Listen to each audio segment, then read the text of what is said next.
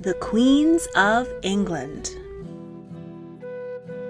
Of the 66 monarchs who have ruled over England since the Norman Conquest, only 8 have been queens. These women have had to fight to gain and hold power. Through most of English history, men outranked women in the line of succession, so the only way for a woman to inherit the throne was if she had no living brothers. The wives of kings, while called queens, are not monarchs in their own right and are referred to as queen consorts. Some of the female monarchs who were fortunate enough to occupy the throne were less than brilliant rulers, but some reigned with wisdom and justice, proving a woman could do the job just as well as a man.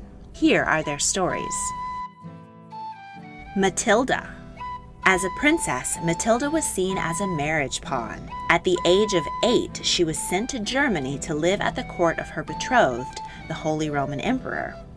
At 11, she married the 27-year-old Emperor Henry V. As empress, she was very successful and popular, frequently serving as regent while her husband was away at war. Henry died of cancer 11 years later, and the 22-year-old empress had an unclear future. As she and the emperor hadn't had any children, she had no right to remain at the German court. She could either become a nun or remarry. She chose the latter and accepted a proposal from Geoffrey V, Count of Anjou. Back in England, Matilda had a younger brother, William, who was expected to be king. At 17, he held a raucous party on board the White Ship. The passengers and crew were all drunk and the ship crashed into the rocks. Everyone on board drowned. Their cries could be heard on land all night, but no one could save them in the dark. This left Matilda the only living child of King Henry I of England. The king tried to make his nobles swear loyalty to his daughter, but they were reluctant as they didn't believe a woman could rule. When the king died, Matilda was in Anjou, and before she could make it back home, her cousin, Stephen of Blois, seized the throne. He had the support of some of the barons who recognized that he was weak and would do nothing to stop them doing as they pleased. Matilda gathered support to press her claim, and England was divided between the two.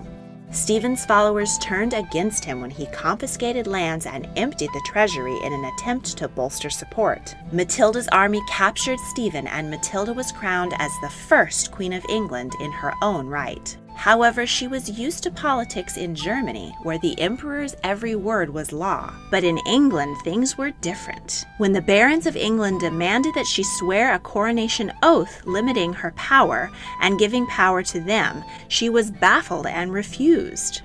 Her imperious attitude was intolerable to the English, so they tossed her out and had her cousin Stephen back as their king.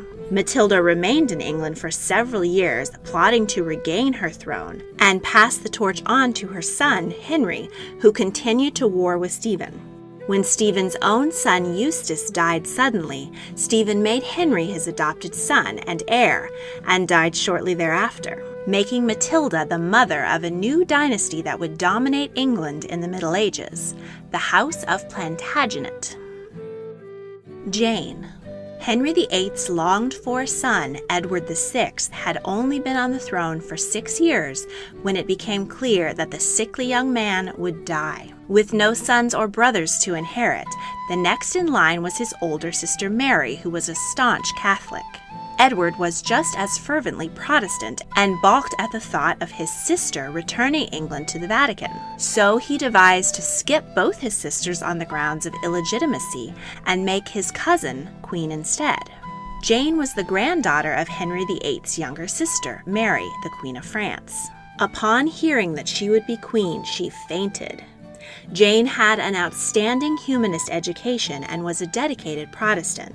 She may have been an excellent queen, but the scheme to swap out Jane for Mary was doomed from the start. Mary was popular with the people, and they felt they had been duped. Mary easily raised an army and marched to London, ending Jane's reign after only 9 days. The men who had put Jane in this dangerous position saw the writing on the wall and abandoned her to save their own skins. Her own father arrested her. Jane and her husband Dudley were imprisoned in the Tower of London. Mary, now queen, recognized that Jane had been a political pawn and did not wish to execute her cousin.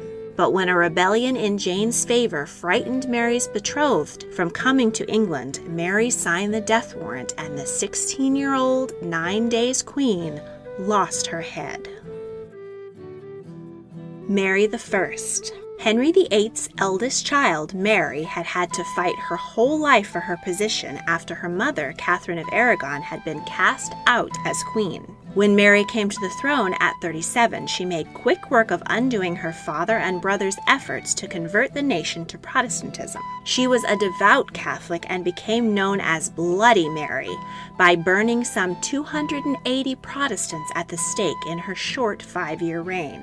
She married her cousin, Philip II, King of Spain, and loved him dearly, but her affections were not returned.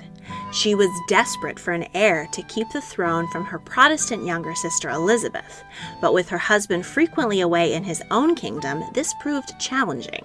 At last, Mary began to exhibit symptoms of pregnancy, but as the 10th and 11th months ticked by with no signs of labor, her swollen belly began to recede. She probably suffered a combination of a tumor and a psychosomatic episode. Following the humiliation of her false pregnancy, Philip returned to war on the continent, and Mary was heartbroken. She died at the age of 42, most likely of uterine cancer. Elizabeth I, the daughter of Henry VIII and his second wife, Anne Boleyn, had spent her half-sister Mary's reign desperately avoiding any association with plots against the Queen. Even so, Mary was always deeply suspicious of her Protestant younger sister and had her in and out of imprisonment and always close to the chopping block. When Mary died, Elizabeth was declared queen at the age of 25. She was incredibly intelligent, an outstanding leader, and is considered one of the greatest monarchs in English history. She was more politically moderate than her father and siblings had been and promoted religious tolerance. In response, the Pope declared that any Catholic who killed the English queen would be innocent of sin. The many assassination attempts that ensued were all foiled by her secret service. As her mother had been beheaded on her father's order, it is no surprise that Elizabeth refused to marry and became known as the Virgin Queen. She did, however, have many favorites throughout her life. She was particularly close to Robert Dudley, whose wife died in a fall down the stairs that may have been orchestrated by Dudley to free him up in case the Queen proposed marriage. She didn't, however, and rebuffed her many foreign suitors as well, including her sister's widower, Philip II of Spain, who, in his disappointment, brought the Spanish Armada to overthrow Elizabeth. Against great odds, she led the country to one of the greatest military victories in its history and defeated Philip's fleet. Elizabeth dressed fabulously and wore elaborate red wigs and fine, poisonous lead makeup. She was idealized in art and encouraged her people to worship her as a demigod.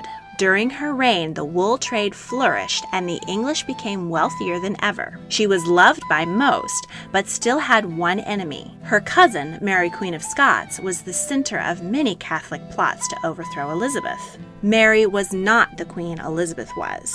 She had married a foolish and violent man, Henry Darnley, who in a jealous rage murdered Mary's friend and secretary in front of her while Mary was pregnant.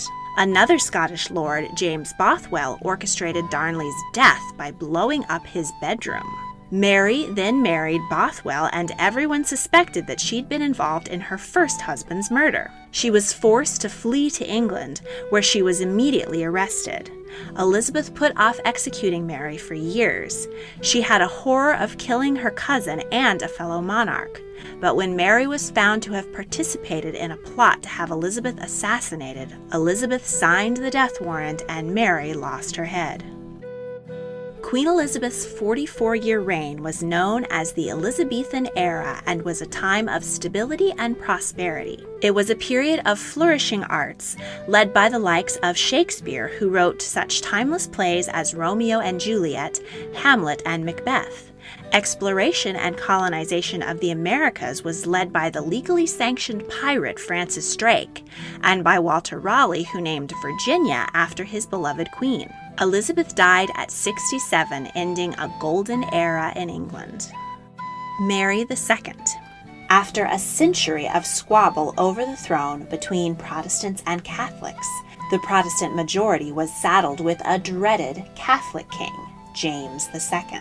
Parliament wouldn't stand for it, so they invited the Protestant William and Mary to peacefully invade the country and depose James. William was the Prince of Orange and ruled the Dutch. His wife and cousin, Mary, as the daughter of the deposed King James II, had a better claim on the throne, but she insisted that her husband be her co-ruler.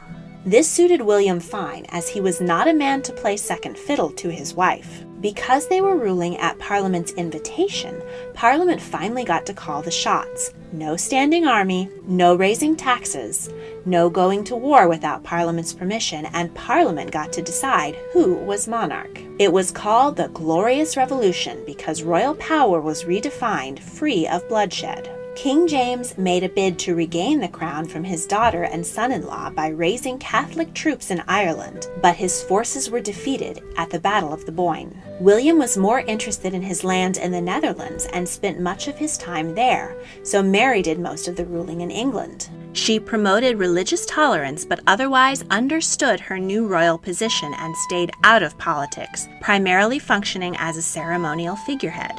5 years into their joint reign, Mary died of smallpox at the age of 32. William deeply mourned his wife's passing, but the pair hadn't had any children, possibly because William favored the company of young men. The couple's heir was Mary's younger sister, Queen Anne. Anne. Like her sister, Anne was married to a Protestant prince, George of Denmark.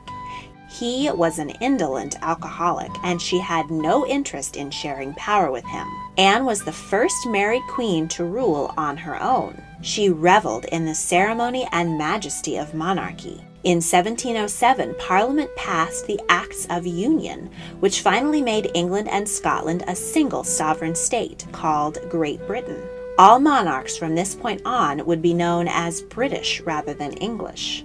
A combination of the two countries' flags, called the Union Jack, became widely used.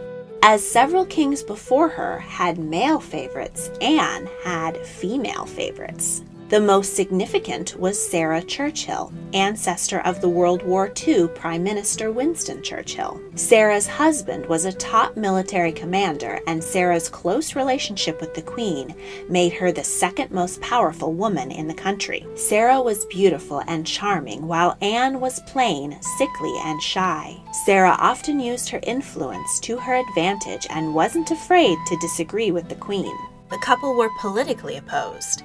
Sarah supported the progressive Whigs and Queen Anne the religious and conservative Tories. Anne grew tired of Sarah's political lectures and attempts to influence policy, particularly in prolonging the war on the continent led by Sarah's husband. Eventually, Anne transferred her affections to another lady-in-waiting, Abigail Marsham, who was young and demure, quite the opposite of Sarah. In the midst of this new relationship, Anne banished her first love from court. Queen Anne must have spent some time with her husband because she had 17 pregnancies. Tragically, most ended in miscarriage or stillbirth. It is believed by medical historians that Anne's numerous pregnancy losses were due to her having Hughes syndrome, which causes the blood to be sticky and thick. This would explain many of Anne's health problems, which confined her to a wheelchair later in life. Sticky blood has a hard time traveling through the veins of an adult, but it is near impossible for it to travel through the tiny veins of a fetus. A now commonplace medication, aspirin, would have thinned Anne's blood and saved her baby's lives. Anne's one great hope, her son, Prince William, died at the age of 11 of smallpox. With no clear heir to take the throne after Anne, it was important that Parliament decide who the next monarch would be. So they passed the Acts of Settlement, which laid down the rules by which the British line of succession is still decided today. The rules were, no Catholic will ever again sit on the throne. Only legitimate children are eligible, spouses of the monarch are not eligible, and male primogeniture, or sons would outrank daughters in the succession. That last rule was struck in 2013, but we'll get to that later. Anne's closest Protestant relative was Sophia of Hanover, who, despite being in her 80s, was determined to outlive the sickly 49-year-old Anne and take the throne. She almost succeeded, but a letter from Anne accusing her of plotting to take the throne so shocked her that she died 2 months before Anne. The crown went to Sophia's son, George, and a new German dynasty stepped onto the British stage. Victoria. Victoria was the only living child of her generation and was incredibly precious to the royal family. Her father died when she was a year old. She was raised by her controlling mother, who saw her only child as a meal ticket. The future queen was kept isolated from other children. She had to sleep in her mother's room until she was 18 and wasn't allowed to go up or down stairs without holding someone's hand, lest she fall and hurt herself. Her mother's secretary, John Conroy, tried to control her.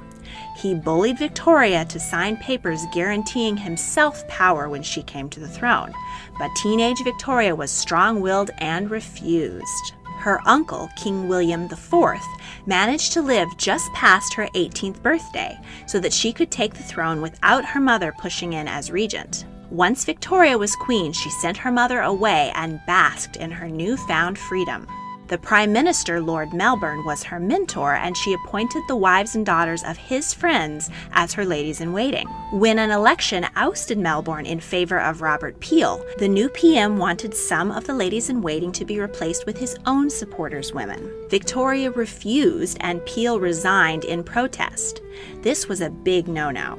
Monarchs were no longer allowed to take sides in politics, and those who did sometimes lost their head. The French Revolution was still in living memory after all. Victoria fell in love with her handsome German cousin, Albert of Saxe-Coburg and Gotha. The queen had to propose to him, as it would have been improper for a man to ask for a monarch's hand in marriage. At the wedding, she began the tradition of brides wearing white. Before this, women wore their best dress, whatever the color. Albert also introduced the Christmas tree, a German tradition, to Britain. Victoria was quite pleased with Albert in the bedroom as well, and the couple had 9 children. But what should Albert be called? Mary I had been happy to hand over power to her husband, the King of Spain, and that had been a disaster. Elizabeth I refused to marry rather than share the crown. Mary II's husband had been a co-ruling king, and Anne had kept her husband as far away from the throne as possible. Victoria loved and trusted Albert, and she might have let him be King Albert I, but the people didn't trust a foreign prince and wouldn't stand for it. It was decided that Albert would be named Prince Consort, the title held by the current queen's husband, Prince Philip. Not able to be king, Albert needed something to do. He had a good head for finance and did an excellent job reforming the royal pocketbook. He discovered numerous insufficiencies in the way the palace was run and dozens of people on staff who were paid for doing unnecessary jobs, such as setting a banquet table every night for King George, who had long been dead. Albert got Victoria in the black and secured the wealth of future generations of British royals. He also put his talents into arranging the Great Exhibition, which showcased new inventions such as the telegraph and photography, as well as cultural displays from around the world. The exhibition was held in the Crystal Palace, specially built for the occasion. Albert threw himself into everything he did, so much so that he wore himself down, and after an argument with their eldest son, Albert contracted typhoid fever and died at the age of 42. Victoria was heartbroken and spent the rest of her life in mourning, popularizing many mourning practices including wearing black. She spent much of her time at Balmoral Castle in Scotland, where her closeness to a servant named John Brown earned her the nickname Mrs. Brown. She retreated from public life, leading many to wonder why their tax money was going to pay for a queen who didn't work for them. The Industrial Revolution was in full swing. The world had changed, and many believed there was no place for a monarchy. One Republican hung a "For Rent" sign on the gates of Buckingham Palace. But the government saw the use of the monarchy. The pageantry inspired the people to patriotism, And Victoria's 9 children made useful political marriages, spreading British influence all over Europe. Prime Minister Benjamin Disraeli coaxed the Queen out of her hiding with a grand ceremony crowning her Empress of India. While Victoria had been hiding, her armies had been busy conquering and colonizing a quarter of the planet and creating the largest empire the world had ever seen. It was said that the sun never set on the British Empire, and Disraeli wanted the millions of subjects around the world to see themselves not under a conquering army and a bunch of bureaucrats, but under a matronly and regal queen. Victoria became the logo of the empire, and her likeness was seen everywhere. She celebrated a 50-year gold and a 60-year diamond jubilee with parades and celebrations. By the end of her life, Victoria had 90 living descendants, many of whom carried her genes for porphyria and hemophilia, the disease that would cause the downfall of the Russian royal family in 1917. Victoria broke the record with her 64-year reign and set the pattern for British royals to be the focus of ceremony and emblems of their people, but not involved in politics. Elizabeth II. Elizabeth was never meant to be queen, but when her uncle Edward VIII abdicated amid scandal in order to marry American divorcee Wallis Simpson, Elizabeth's father became King George VI. The royal family were very popular during World War II. They refused to abandon London even when Buckingham Palace was bombed. The young Princess Elizabeth had served as a truck driver and mechanic in the Auxiliary Territorial Service. Elizabeth was in Africa on a tour of the Commonwealth when her father passed away suddenly, and she unexpectedly became queen. She was 25, the same age that her namesake had taken the crown. Her youth and glamour were an emblem of hope and a source of escapism for Britain still recovering from the devastation of World War II. Her coronation was the first to be televised and spurred thousands to buy their first TV. By her side was her handsome husband, Prince Philip.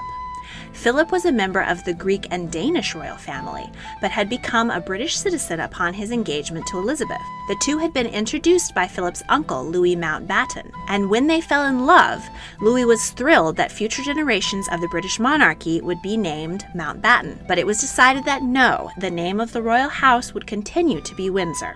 Elizabeth famously bought her wedding dress with war ration coupons. In fact, she is very frugal. Despite her estimated worth of £500 million, estates, and jewelry, she insists on eating leftovers and having worn-out clothes repaired rather than replaced. Elizabeth and Philip had 4 children: Charles, Anne, Andrew, and Edward. The eldest, Charles, was invested as heir to the throne and the Prince of Wales in 1969. In the early 70s, Charles fell in love with a vivacious young woman named Camilla. The pair dated for several years, but it became clear that the royal family would not accept a marriage between the couple. Camilla was not a virgin, and she wasn't from the right sort of family. Seeing the situation as hopeless, Camilla accepted a marriage proposal from another man, but she and the prince couldn't keep away from each other. They continued an on-off relationship even as Charles married the woman hand-picked for him, Diana Spencer. Diana was demure and beautiful, seen as a fairy tale princess, but the public didn't see the unhappiness in her marriage until later. On their honeymoon, Charles was more interested in reading than in his new bride. He tried to stay away from Camilla at first, but they rekindled their affair, and the Queen had very little sympathy for her lonely daughter-in-law.